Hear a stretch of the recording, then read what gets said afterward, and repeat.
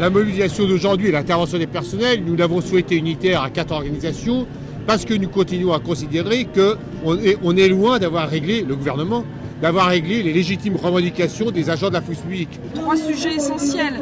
La question des salaires. Bien sûr, nous sommes satisfaits que le point d'indice ait enfin été dégelé et qu'il ait été augmenté de 1,2%. Mais évidemment, ça ne suffit pas pour rattraper les pertes subies. Donc nous voulons un plan de rattrapage de ces pertes subies. Deuxième sujet important, c'est celui de l'emploi. Oui, il y a eu des créations de postes dans des secteurs dits prioritaires, mais cela s'est fait par redéploiement. Donc on veut que soit retravailler cette question des nécessaires recrutements dans tous les secteurs de la fonction publique. Puis troisième sujet qui est un peu lié, c'est celui de la précarité.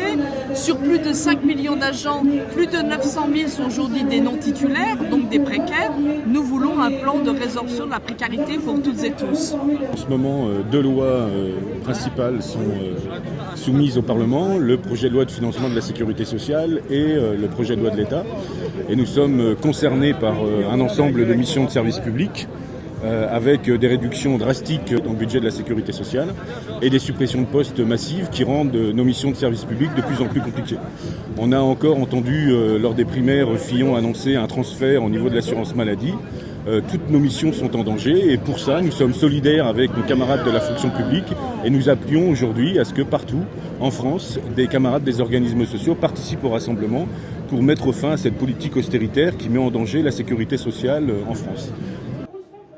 Nous dénonçons les conditions de travail, mais aussi le manque de financement dans le secteur de la fonction publique hospitalière. Ça se traduit aujourd'hui par un découragement des professionnels et des conditions de travail plus que dégradées, puisque ces derniers mois, nous avons subi au sein de nos professionnels des suicides de manière importante et certains qui ont été reconnus en accident de travail. Si les soignants eux-mêmes sont très mal parce qu'ils ont du mal à exercer leur mission, comment peuvent-ils soigner la population ?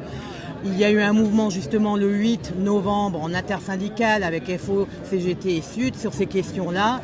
Aujourd'hui, nous attendons des réponses et des signes forts en matière de conditions de travail et bien sûr salariales aussi pour ces professionnels. On parle beaucoup des conditions de travail parce que ça impacte tous les services, mais il y a des revendications bien sûr plus spécifiques et notamment la question des requalifications de nos professions qui sont hautement diplômées mais qui ne sont pas reconnues à leur juste valeur.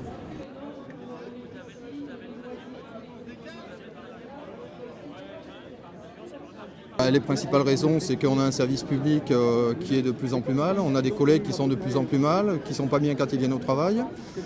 C'est aussi qu'on abandonne des pans entiers de missions. Alors il y a eu les premiers transferts aux collectivités qu'on peut à la limite comprendre, mais qui font qu'on est passé, chez nous on avait par exemple de 880 à 400 agents, maintenant on est 175.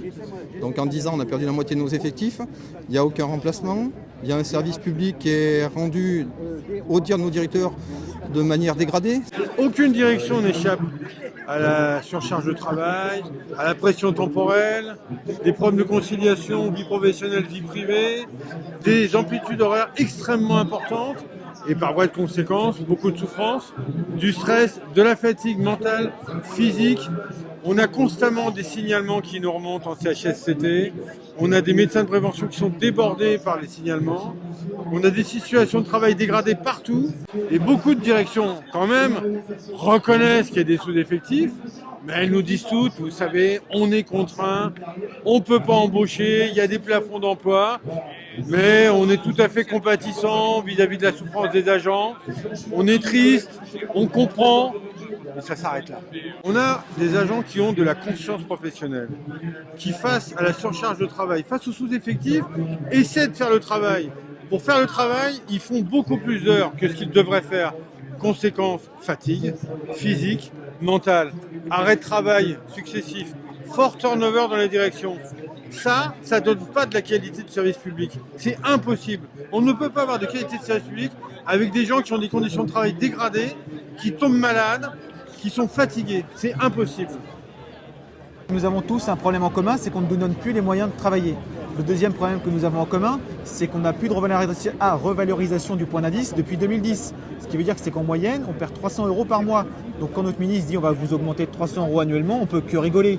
Si on supprime des effectifs, on va droit dans le mur. On continue sur ce qui a été commencé, des contraventions informatisées, des pré-plaintes en ligne informatisées. Et je dis en rigolant, maintenant on surveille des caméras de surveillance.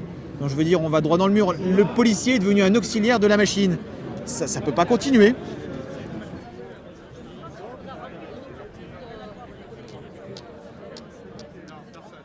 Déjà, nous mettons en débat pour le début de l'année 2017 une grande mobilisation, pas les grèves et pas les manifestations dans la fonction publique. Il faut que nous soyons particulièrement actifs. On ne va pas attendre le résultat de la présidentielle pour nous mobiliser. Donc d'ores et déjà aujourd'hui, à l'occasion du Rassemblement parisien, on a appelé les agents de la fonction publique avec leurs syndicats, dans l'unité la plus large possible, à mettre en débat la construction d'une mobilisation de grande ampleur. Donc il faut vraiment, à partir de maintenant, que cette perspective elle soit mise en débat, parce que très clairement, nous on considère que c'est bien par le rapport de force qu'on sera en mesure de faire bouger les lignes. Et donc il est absolument indispensable que les agents de la fonction publique se mettent en situation de se mobiliser fortement dans les mois qui viennent.